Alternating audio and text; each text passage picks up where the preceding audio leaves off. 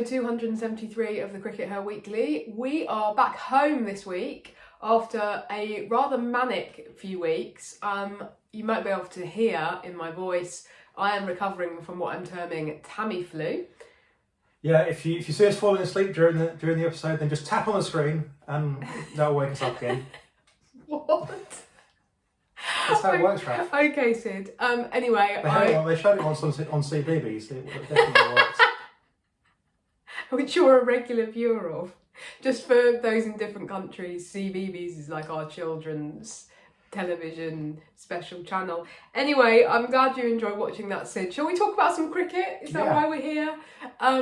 Let's start by talking about the England T20 squad v India, which has been announced this week. It was announced on Friday, despite the fact that the matches aren't actually starting until the end of June, so we've still got another couple of weeks to go. But in their wisdom, they have announced the squad already. Essentially, it's kind of more of the same, isn't it? Because it's basically the same squad that we had for the T20s against West Indies, but with one major exception, which is that Sarah Glenn has missed out in favour of Sophie Ecclestone, who we did talk about in last week's episode, and we had some really interesting comments about that. But as we suspected from Lottie's comments at the end of the West Indies ODIs, she has catapulted Ecclestone back into the squad. So yeah, it's not a surprise, is it, Sid? Well, it certainly wasn't a surprise to us. I'm guessing that it wasn't a surprise to anyone closely involved with the England squad either. You know, given that what Lottie had said to the press, it seemed pretty clear to us that that's where she was going with that, despite the fact that Ecclestone is obviously missing another chunk of domestic cricket.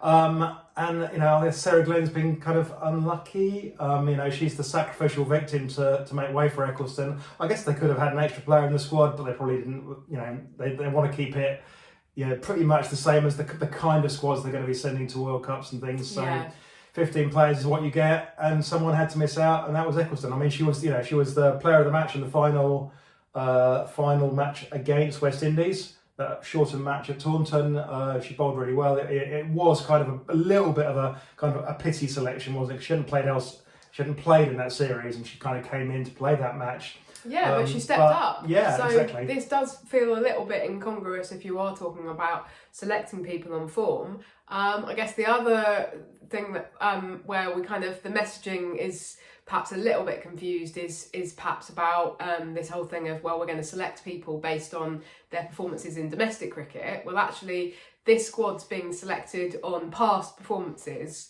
particularly for England, I would say, rather than current performances, for example, in the Blast. I mean, they released some of the England players to go and play in county cricket last Sunday, but there's really only been time for kind of one round of Blast matches.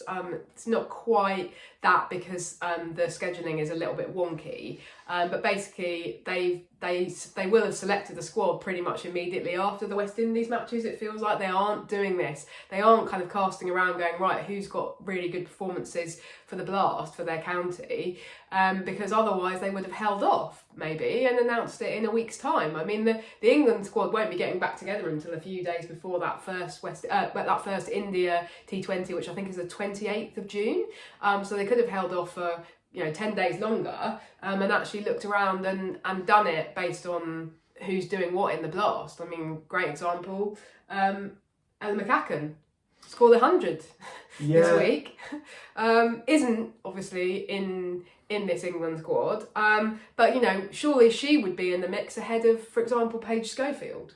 Yeah, I mean, we don't want to dunk on Paige, I don't think. Paige perhaps is the one sort of slightly left field selection. I mean, she was in the squad for the West Indies series, didn't play any games, was released back to county cricket, and they've brought her back in this squad.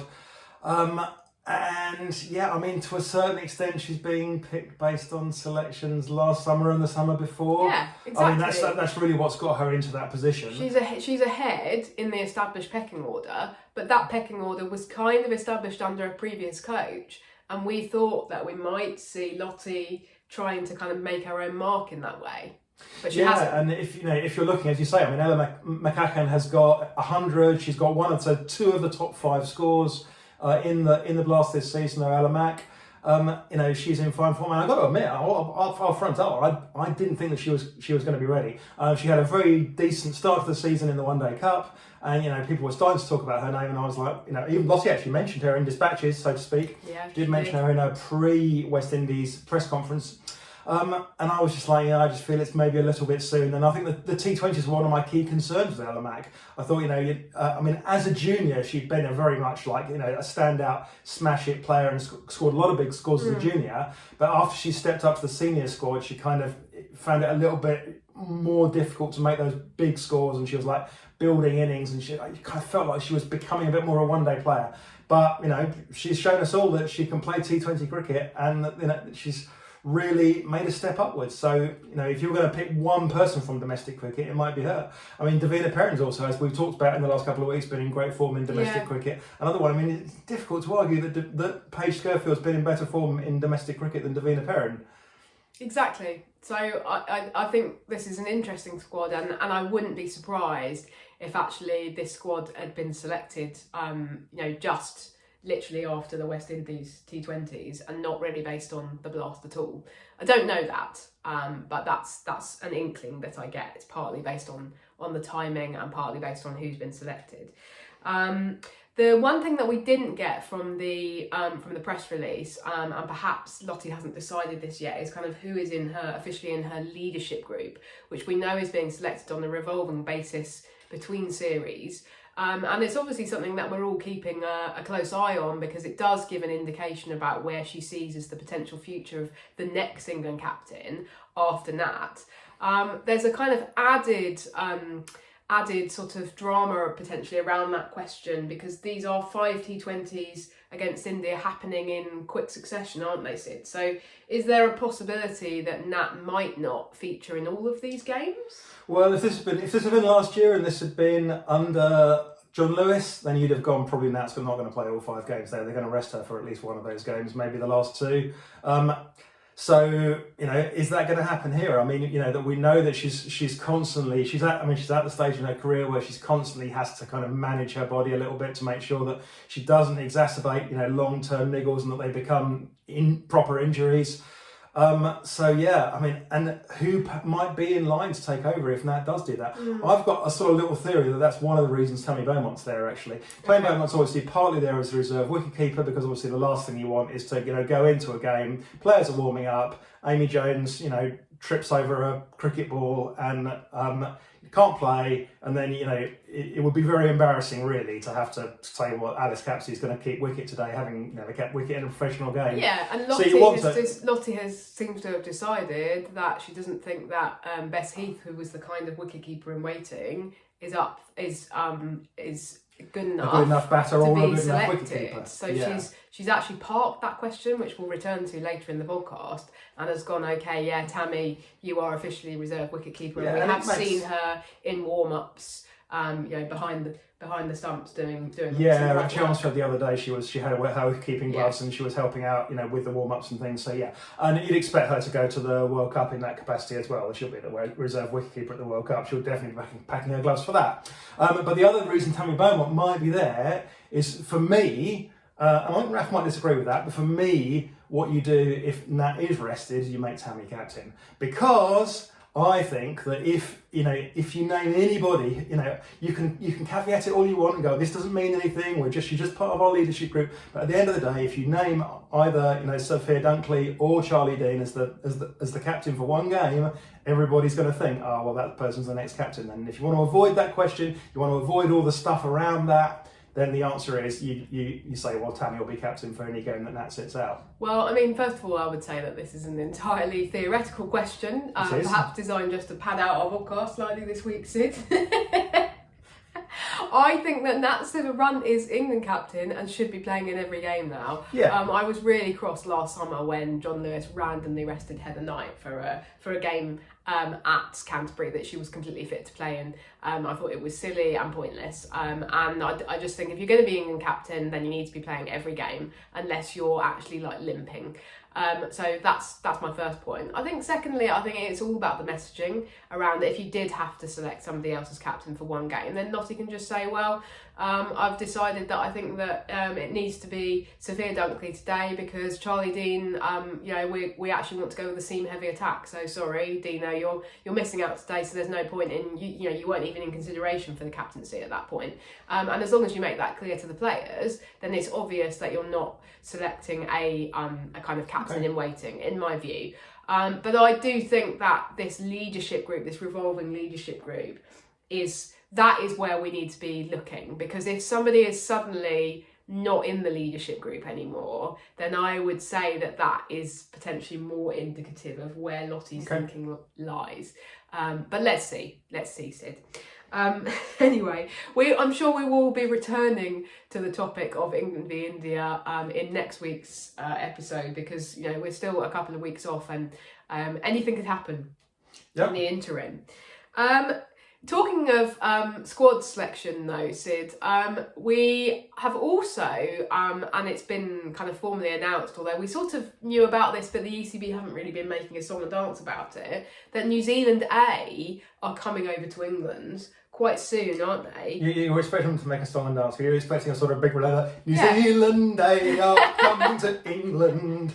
And we're gonna play in 3 ODIs and 3 T20s. Okay, we've made a song and a dance about it on their behalf. Okay, so but I still want to see Claire Connor dancing a jig before the first game.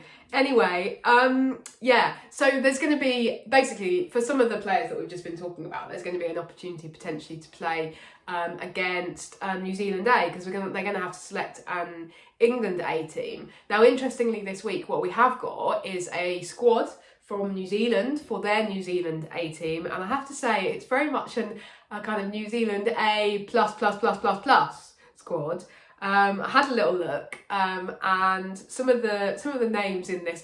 Often you see these squads and you go, oh, I'm not sure who most of those players are, because I don't have the time, unfortunately, to follow New Zealand domestic cricket particularly closely. But most of these players I've heard of, and a lot of them have played a lot for New Zealand internationally. So Georgia Plimmer, 67 caps. Izzy Gaze has already got 55 caps. Hannah Rowe, who's 28 years old, has got 107 caps for New Zealand, and she's been included in this A squad. So clearly New Zealand cricket have just decided, well, it's our off season, these players are kind of sitting around not doing very much, so let's send them over to England and get them some competitive cricket. So it'll be really interesting to see the kind of squad that the ECB then select to play these New Zealand players. Because are we going to select players who are a little bit older, your likes of your potentially your George Adamses, or are we going to look to that next gen who we talked about in last week's episode, who competed in an under-19 World Cup, who played against Ireland last summer, and are kind of the next gen? I think it's going to be an interesting question, and some will give us an indication perhaps of where Lottie's thinking lies.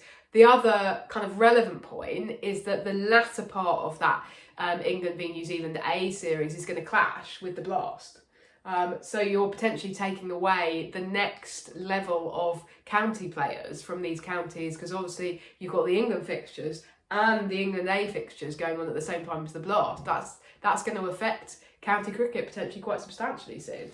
Yeah, something's going to have to give there, and either, I think that we may well see some players, a bit like they did with the West Indies warm-up. So the West Indies were originally supposed to play a warm-up against what was more of an England A side, and they turned it into an England Development 11. Yeah. And I think that some of these New Zealand A games are going to be effectively be a Development 11. I mean, it could be good news if your name's Tilly Kesteven, who was part of that Development 11 against the West Indies, and obviously has come to much higher prominence over the last few weeks. But she's actually not playing for Lancs now. She's gone back to kind of, what would you call it? She's gone back down to the next level because Eve Jones is back from injury. So we could see some more players like that. Because otherwise some counties are going to be really, really depleted, and from what we're hearing, the counties, accept that there is their role to kind of be, to provide players for England when England need them, and that includes the A team. But on the other hand, if you're losing 6 or 7 players, they care quite a lot about winning the Blast. It's the big competition as far as marketing and exposure and everything like that goes. And the prize money is also important to counties. If they can get that prize money from winning the Blast, 100%. That's a big deal. And I think with it being the first one as well, that's always a big deal because it's making a statement in the new era. But let's talk. Sid, as a kind of, I can't work out if you're an Essex supporter or not. You seem to kind of come and go a little bit between Essex and Hampshire. But as a sort of semi-Essex supporter, you must be a bit torn about Grace Scrivens, because let's say that she gets called up to captain England A against New Zealand A. Essex are already struggling a bit in the Blast. That is not going to go well for them. Yeah, I mean, I put it on the table, right? I think that Grace Scrivens should definitely be captain of the one-day team. That's the first 3 matches. They don't clash with county matches, so it's possible to play all those and go back and play the Blast. Am I selecting Grace Scrivens for the T20s? Does her form justify that? I've got to admit, not really. So Essex will be very relieved then, Sid. So that's good. Well, yeah, I mean, I think that makes sense. But then on the other hand, who do you make captain? I mean, Georgia Davis. I mean, are you going to take her away from Warwickshire? Are you going to take Kirsty Gordon away from the Blaze? Yeah. Are you going to take Holly Armitage away? I mean, every name you have, you're taking a key player away from a domestic side that really need them at that point. Yeah, your alternative is that you make someone captain of England A who has very, very little or no domestic captaincy experience. So it's a really interesting question, actually. There's a dilemma there, I think. Unless they nab Tammy Beaumont from the main England squad and just get her to do it. Definitely possible. I mean, we have seen things like that in the past where they take a very experienced player and go, well, we'll give you one very experienced player to be the captain, and then we'll go for a load of youngsters. I mean, who else are we likely to see in this race? Well, let's talk about that. Well, I think one thing I was going to say was that potentially if Paige Schofield isn't selected for or isn't likely to be selected for the T20s against India, she's in the squad, but she's not necessarily. If she's just going to be carrying drinks, they could send her over, couldn't they, to play against New Zealand A. So that's a possibility, I suppose. I think there's an interesting question around, let's return to kind of wicket-keeping succession planning, because Bess Heath has been kind of the player in the driving seat. She has, but this season, particularly the last couple of weeks, we've seen some really good performances from Nat Wraith, formerly of Western Storm. Had moved over the winter to Warwickshire, has then, we watched the Bears last Sunday, didn't we, at Edgbaston, and she hit a half century in the run chase. Now, they didn't quite get over the line, but if it hadn't been for Nat Wraith, they didn't have a wing or a prayer, and she actually gave them half a wing and half a prayer. Yeah, we've seen a lot, 3 good innings from her this season, so and, she's been keeping competently. I mean, is she the best wicket-keeper in domestic cricket? Absolutely not. It comes down to that question of, do you need somebody with being able to bat and being able to hit big, to play that aggressive role with the bat, is important. Unfortunately, if you're Rihanna Southby and you're batting, whose batting has come on a lot, but she's still not hitting big the way that a Nat Wraith is. Yeah, I mean, it's definitely an open question. I think if you're Rihanna Southby, you've got to think that you're still in with a shot, and you've got to work really hard and keep working really hard. This is very much an open question. And as we talked about, Lottie does not think any of these people are currently ready to play for the full England team. So she has parked that question, but I think that she really needs to be paying quite close attention to this, and that she should be using these A games as an opportunity to get a look potentially at all 3 of those keepers who we've just mentioned, and go, right, who is my next Amy Jones? What happens if Amy Jones does accidentally break her leg a couple of weeks before a World Cup? It is not good if England are going in with Tammy Beaumont as their wicket-keeper. I'm sorry, I just don't think that's a very good state of affairs, and I think it's well, they would at that point have to take somebody else as the reserve as well. Well, there you go, but you've got to prep people for these things, and you can't just, as we've seen with the captaincy succession planning, you can't just park it and go, oh, that's a question for another day. Now, Lottie's only been in the role a couple of months. You can't do everything all at once, but this almost feels like her first opportunity to go, right, who is who is my next wicket keeper? Let's have a look. Let's have a look round. So that's an interesting question. Now you've got some thoughts about this, Sid, that may upset Scotland, haven't you? Well, I'll tell you what. One player that I will be picking at for these A games, Elsa Lister. So let's make it clear that she's been playing for Scotland, and her playing for England A would not affect her ability to play for Scotland. It's not a commitment. It's not even a kind of moral commitment. I sort of feel that if one of the Bryces played for England A, that would feel like a big deal. That would feel like they've made a decision, and even though it technically wouldn't affect them, they would be able to go and continue playing for Scotland. It would feel like a line in the sand has been crossed. Partly because that would spark a load of media interest and media questions, and they would then have to be constantly dealing with those questions. Yeah. I feel that Elsa Lister has the opportunity to kind of go under the radar, but she's been batting really well in the T20s, and I think there's definitely a case for bringing her in as a lower order batter, in these T20s against New Zealand. She's hit some absolutely huge sixes, I must say. Yeah, she's been fantastic. Slightly, for me, had gone under the radar. And a little bit of a kind of small package, but Danny White-ish. Danny White also, I think we're meant to say diminutive, not small, Sid. Not a big, huge, muscly. No, but it takes you by surprise a bit, doesn't it? I mean, she was doing time the ball right. Then Danny White's the classic example of someone that can hit big just by timing the ball right, even though So I did when Sid, we were driving home the other day, and Sid suggested that England A should call up Elsa Lister, and I was like, that would be some epic trolling of Cricket Scotland by the ECB. So let's see. The other interesting question potentially around this then is Kirsty Gordon, I think. Because obviously, she is currently England all the way.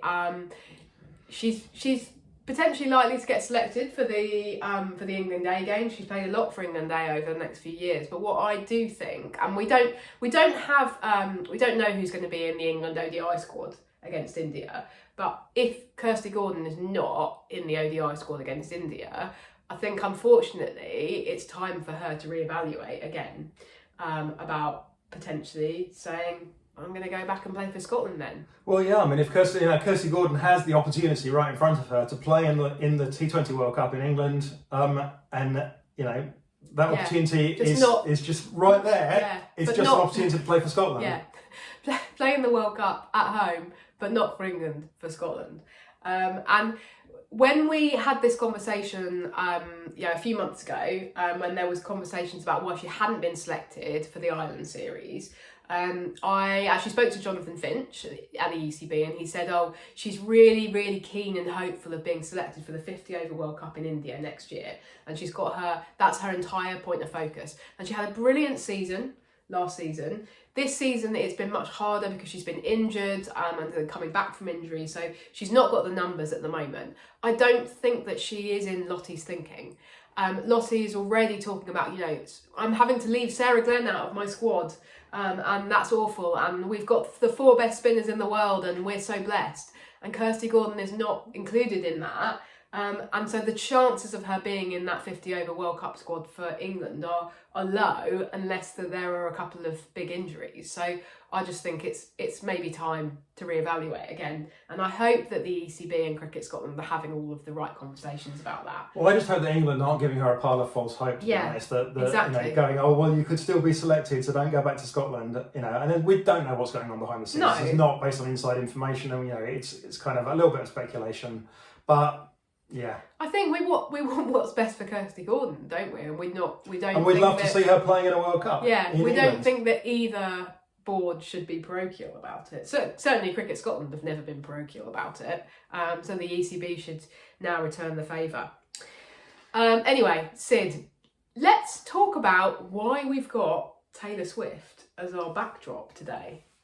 Yeah, let's talk about that. So we went to a match at Somerset on Friday evening, and actually, if you've watched Amanda J. Wellington's latest Secret Life of Wello video, you'll know exactly why this is, because there was a Taylor Swift. It's not actually Taylor Swift. It's a Taylor Swift tribute act. It's not Taylor Swift. It's not Taylor Swift. No, it's a Taylor Swift tribute act that called Forever Swift, and she performed after the game at Somerset. How did this come about? Well, it was a really interesting situation that Somerset were faced with. So the scheduling computer spits out its fixtures, and Somerset found that this was their first women's standalone fixture at home.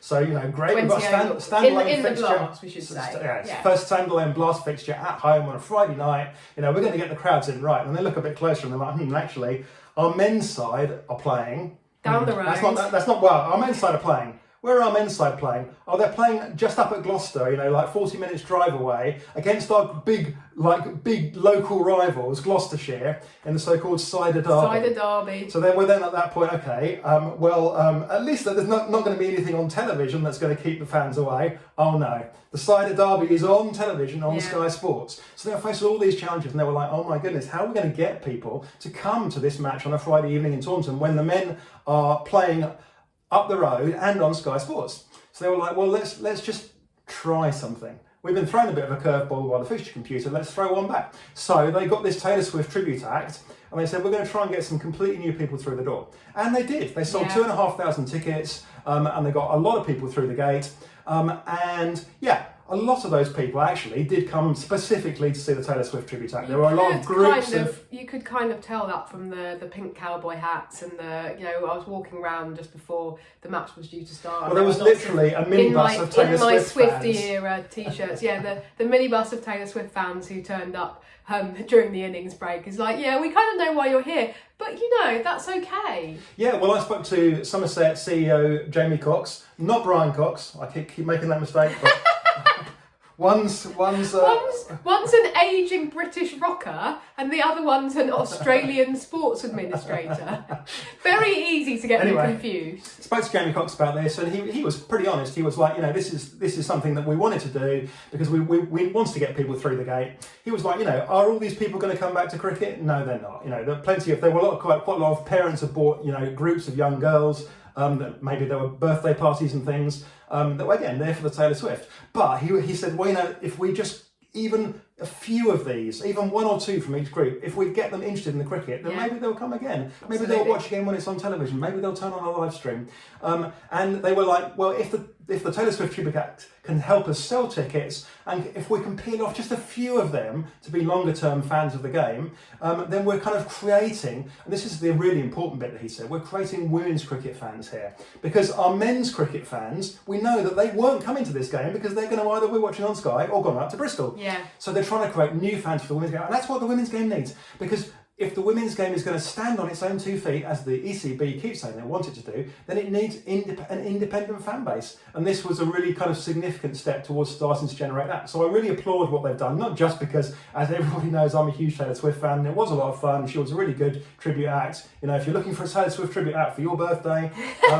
we're not being paid for this, by the way.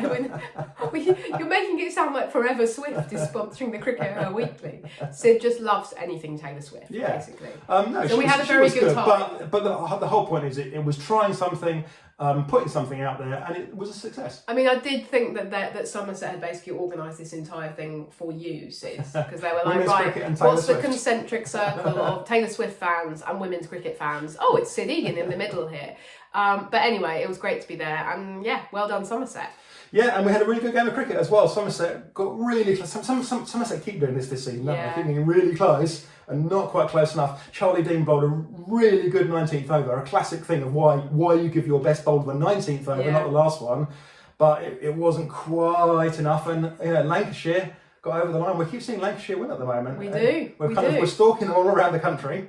And just accidentally, we do seem to be seeing quite a lot of Lancashire right now. They're still mid-table. They haven't quite clawed up into because it's the top 3, isn't it, Sid? Yeah, this is a bit of an ongoing confusion because last year, in the last ever Charlotte Edwards Cup, we had 2 semi-finals and a final, so you needed to finish in the top 4 to get to finals day. What's the situation this year? Yeah, this year, despite the fact that almost all of the competition rules and things have been carried over from the Charlotte Edwards Cup, even though it's called the Blast, we've not got any of the rules or regulations from the men's Blast. The points, everything, the table is all completely different to the men's Blast. It's all the same as the Charlotte Edwards Cup, except in Div 1 there's only 1 semi-final. In Div 2 there's 2 semi-finals.